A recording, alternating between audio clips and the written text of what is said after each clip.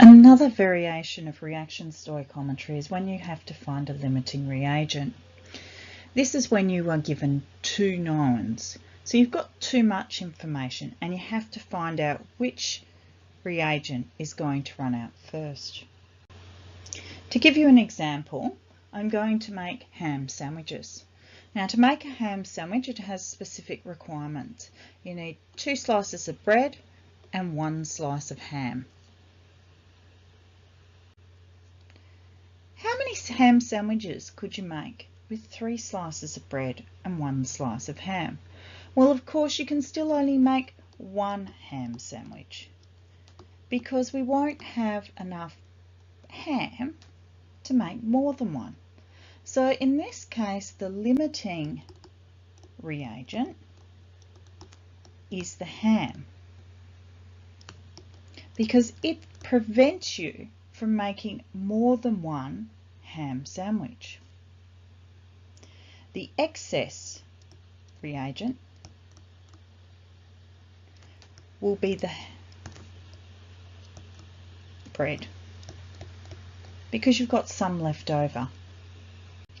So how many ham sandwiches could you make with 8 slices of bread and 5 slices of ham? Well, we all know that each ham sandwich needs 2 slices of bread. So 8 divided by 2 is 4. But we've got 5 slices of ham. So we only need 4. So in this case, you would have the limiting reagent would be the bread, and the excess reagent would be the ham, because you're going to have some ham left over at the end. So let's introduce some terminology. The limiting reagent is the reagent that is used up in a chemical reaction. There'll be none left at the end. The excess reagent always has some left over at the end of the reaction. Let's look at how you can calculate involving a limiting reagent. We're going to have a variation on our previous method. We still need to find the data. We still need to write a balanced chemical equation, but this time we've got 2 knowns. So we've got too much information. That's how we identify the limiting reagent. Question. Now we have to determine the limiting reagent, and we do this by using a balanced chemical equation.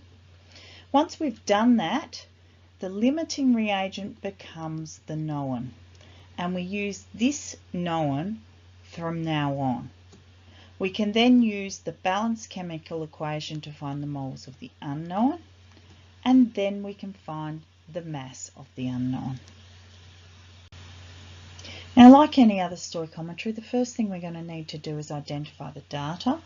We have 10 grams of sodium hydroxide. It's added to 15 grams of copper sulfate solution, and we need to find a mass of the precipitate. So we're going to start by writing a balanced chemical equation. The sodium hydroxide is added to the copper sulfate. It will give us the copper hydroxide, which is a precipitate, and our sodium sulfate. It needs balancing.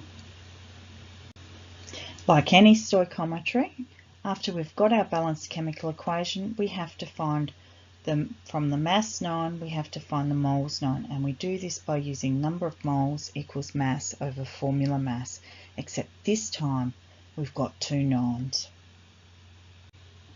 So let's find the moles.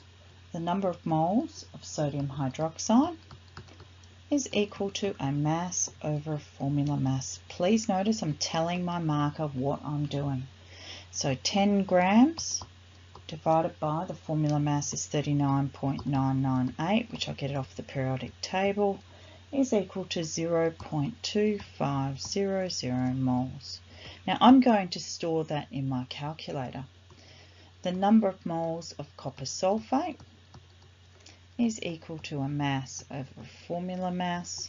The mass was 15 grams divided by 159.62 grams, which is equal to 0.09397 moles. And I'm going to store that in my calculator as well. Now we need to find the limiting reagent. Now the easiest method to do this is just the pick and choose method. Let's try one out. So I'm going to pick sodium hydroxide. So I'm going to give it a go. I'm going to use my balance chemical equation to find out actually how many moles of copper sulfate I need if I use up all of this sodium hydroxide. So I go, the number of moles of copper sulfate would equal the unknown over the known times the moles of sodium hydroxide. So the unknown would be 1, the known would be 2, times 0.2500. And this comes out to 0.12500 moles. Now I need to ask myself a question.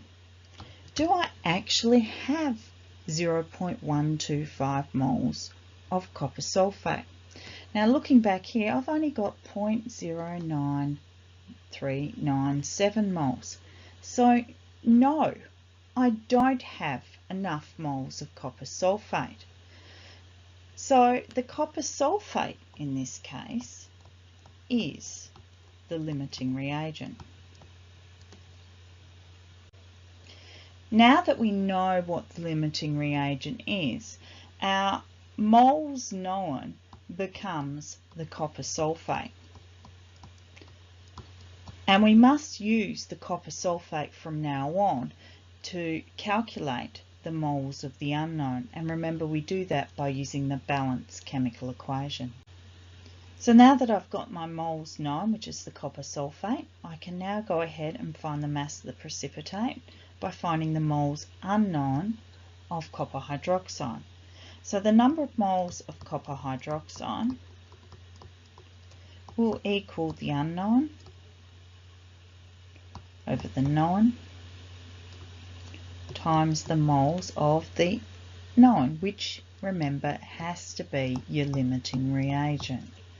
So in this case the unknown was 1, the known was 1, so times 0.09397 moles. So the answer will be 0.09397 moles of copper hydroxide. So we're here now. We've got the moles of the unknown, and now we just need to find the mass of the unknown. And we do that by using mass equals number of moles times formula mass. Now we're ready to find the mass of copper hydroxide. Equals number of moles times formula mass. So the number of moles is 0.09397. We go to our periodic table to find out the formula mass of copper hydroxide, which is 97.566. And we get an answer of 9.17 grams. Remember, we've got 3 significant figures there and 3 significant figures there. So my answer must also be to 3 significant figures. Now it's time for you to try some yourself. You need to go to the OneNote, Chemistry Calculations Limiting Reagent. There's a couple of examples. Try them. Then you can check out the YouTube video. I've put them on space. And here are the web links.